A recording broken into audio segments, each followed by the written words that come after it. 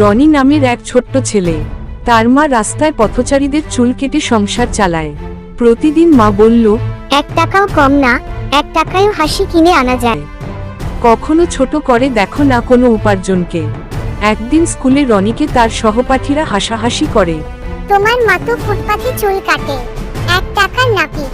রনির চোখে পানি, কিন্তু মা বলল, গর্ব করো, কারণ আমার হাতে সৎ পরিশ্রমের গন্ধ আছে। সৎ শ্রম কখনো লজ্জার না।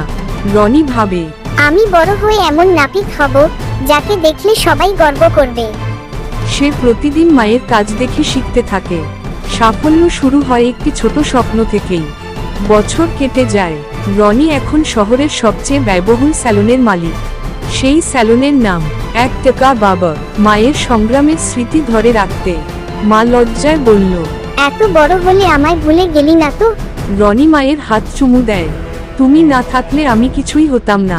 মায়ের হাতের পরিশ্রমেই তৈরি হয় সন্তানের ভবিষ্যৎ।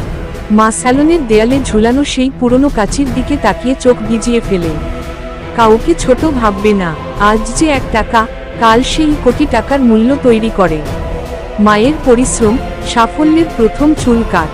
গল্পটা যদি ভালো লাগে তাহলে অবশ্যই চ্যানেলটা সাবস্ক্রাইব করবে, লাইক, কমেন্ট এবং শেয়ার করতে ভুলবেন না প্লিজ।